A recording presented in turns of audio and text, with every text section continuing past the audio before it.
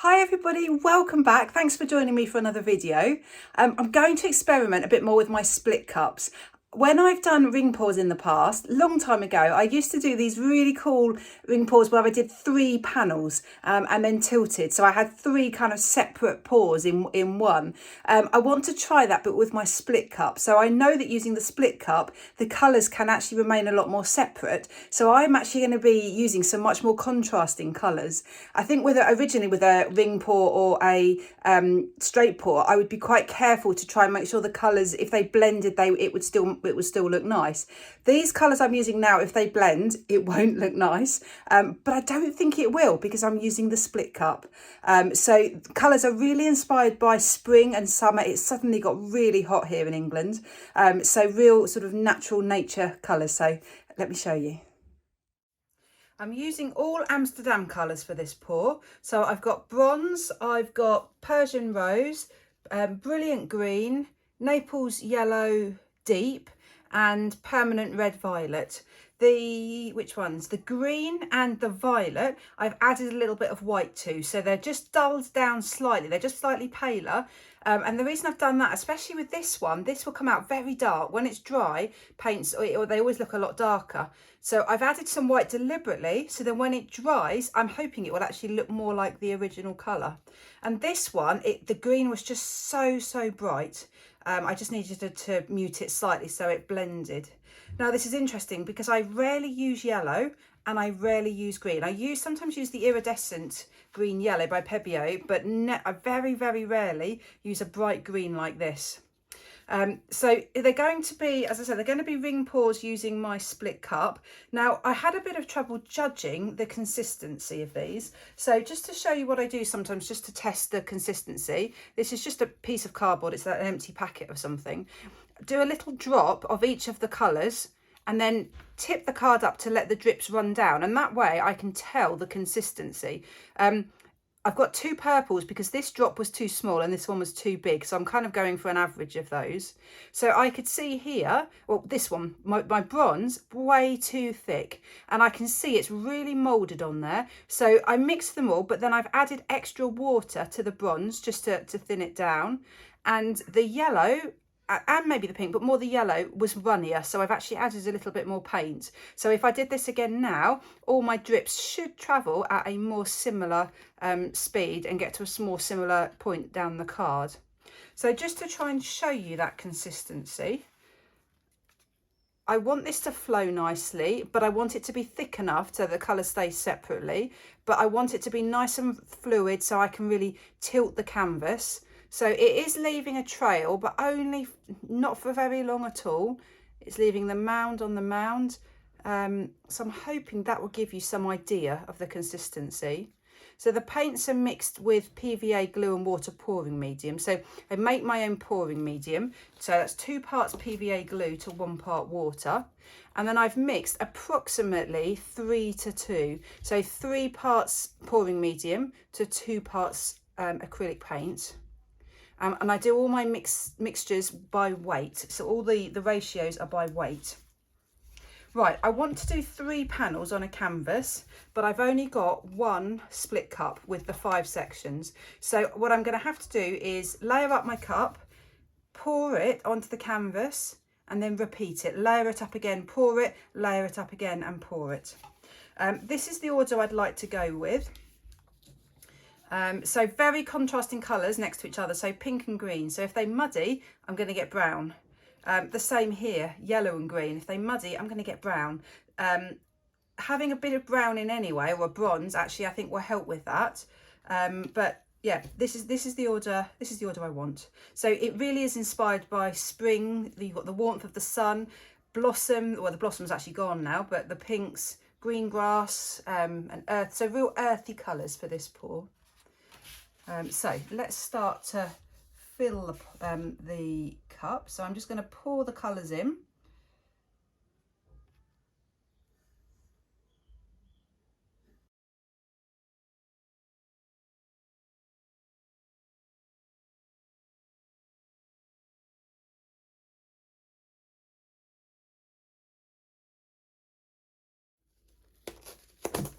So when I pour the paint on, I'm worried that I'm going to get a big puddle at one end and it's just going to pull up and then run off over the edge. So I'm just going to put down some tape just around the edge of my canvas, so it will just stop me losing the paint before all three puddles are down. So I've gone along the back, I'll go just along the sides. And then I'm also thinking about putting some dividers down, just to try and keep the paint roughly in the third of the canvas that I want it to be in.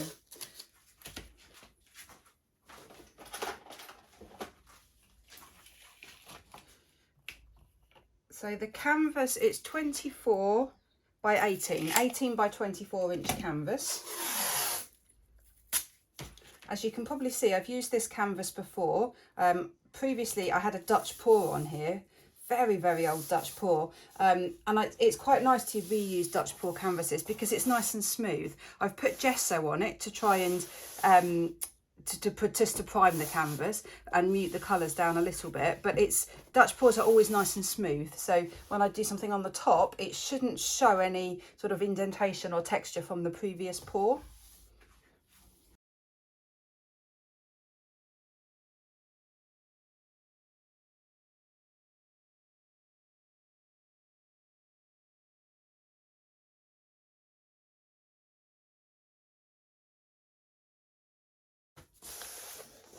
Right, that's roughly along each of the lines. I'm not worried about the bottom because I'm going to pour the puddles onto the top. Right, so I guess it doesn't really matter which I start with. Now, that is quite a lot of paint, isn't it? Okay, if it's too much paint, I'll judge it as I'm going. I would just stop and then use the paint and then go on to the next panel.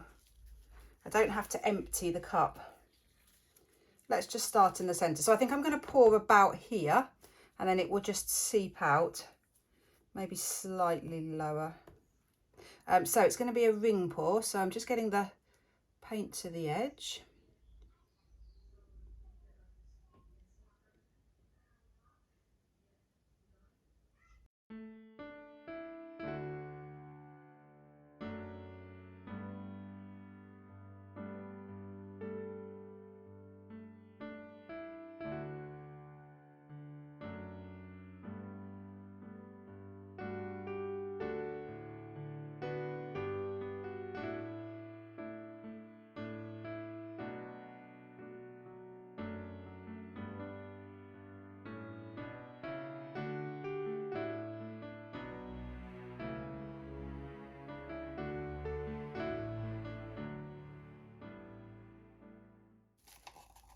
Right, that is a purple and green puddle. So there is a little bit of the pale pink. I can't see any bronze and I can't see any yellow. How interesting. I wondered if it was the position of where I put the colours in the cup. So it's one outside colour that's showing most and one middle colour. So it might just be the actual paints, not the position of them. Good amount of paint though, I'm quite happy with that. So I'm just going to fill my cup up again to about the same level.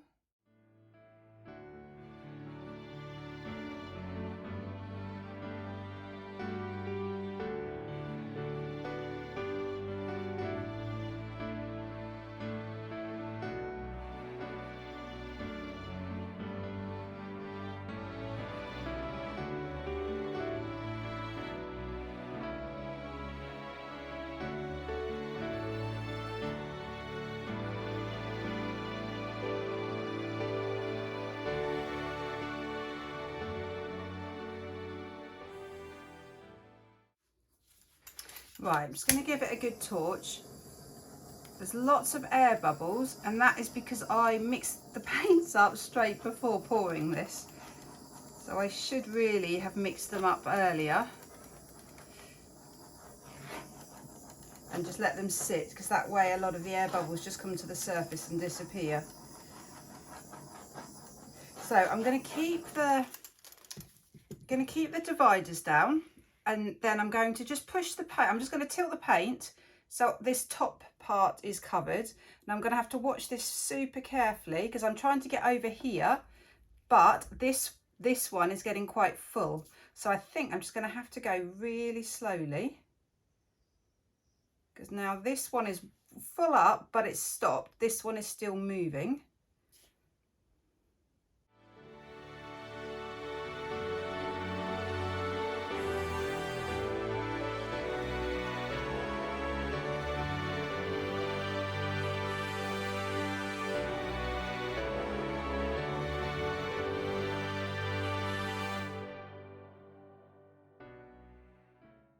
Right, I think I might turn it round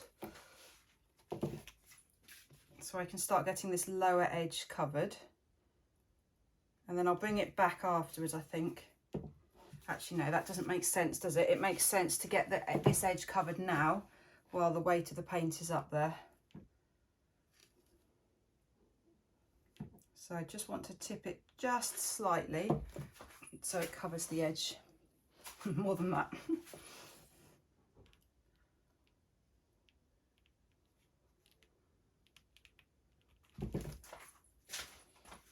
Yeah, more or less done. That should drip down that far side. Now, there's a lot of paint on here, but I've got a tiny, tiny bit of paint left. So I'm actually going to use it as a flow extender, because it would just help the pattern not to roll over itself. So if you've got a wet canvas, it just helps the paint to flow so much better.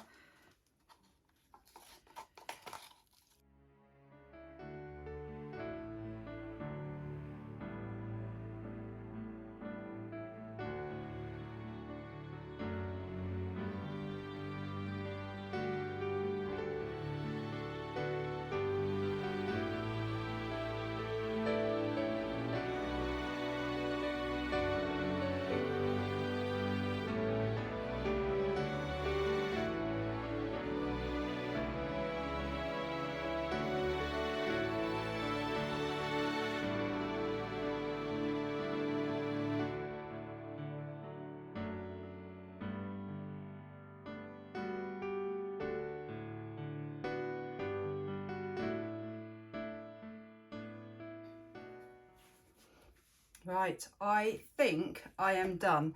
This has ended up nothing like I had planned. Oh, I'm still tilting by the looks of it.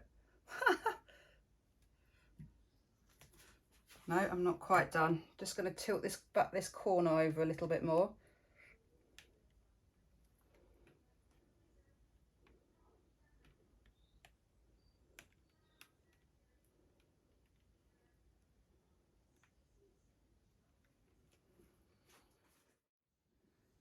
So this is nothing like I imagined, but I love it. Absolutely love it.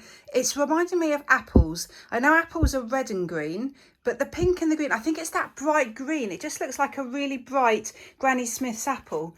The composition is totally different. You can, to what I was expecting, you can still see the kind of the three puddles, but it's much less obvious than I was imagining. I was kind of imagining three quite distinct separate pours, but actually they just all blend beautifully into one. And I think the reason it's not quite as I was expecting is because the paints were so fluid. I think when I've done this in the past, they've been thicker, so they've held a lot more in their panels. So now I have stretched it, you can see the yellow and you can see the bronze. The bronze is quite subtle, but you can see it there in the centre. It seems to be in the centre of each of the puddles, which is interesting because it was at the edge of the cup. So I'm yet really to work out or to understand how the positioning of the colours in the cup dictate the painting. I just haven't done enough with them yet to do that, but just look at the lines. They're absolutely beautiful. So, oh, you can see so a little bit of bronze there. I think the bronze will show when this is dry because it's the only iridescent. Oh, there's some there. I think it will just shine through. So the yellow, yeah, a bit of yellow there. The yellow, I think because it's almost like a variation of the green, it's there, but it's more subtle. It's more difficult to find. But I'm just over the moon with it. It's so bright, so bold, so contemporary, so abstract, but really, really happy, really excited to see how this dries. So it's now dry. I absolutely love it. It is crazy. It's mental. The colours are absolutely insane. So bright pink and bright green, but I love it. It's so fun. Let me show you up close. I have gone over very slightly with some paint afterwards. You can see that yellow. That yellow, I've used a Posca pen just to highlight some of the areas that naturally were yellow. Same with the pink, you can see, maybe you can see there, hopefully it's reasonably subtle. Same with some of the bronze. So I haven't added any colour where there wasn't that colour originally. I've just kind of highlighted it just to make it stand out slightly more. So you can see maybe more obviously a couple of pale pink lines there, and there's a bronze in the centre. It really did just look bronze and green and pink. So I just feel like adding that little bit of yellow, that little bit of pale pink, and that little bit of bronze really just brings it to life.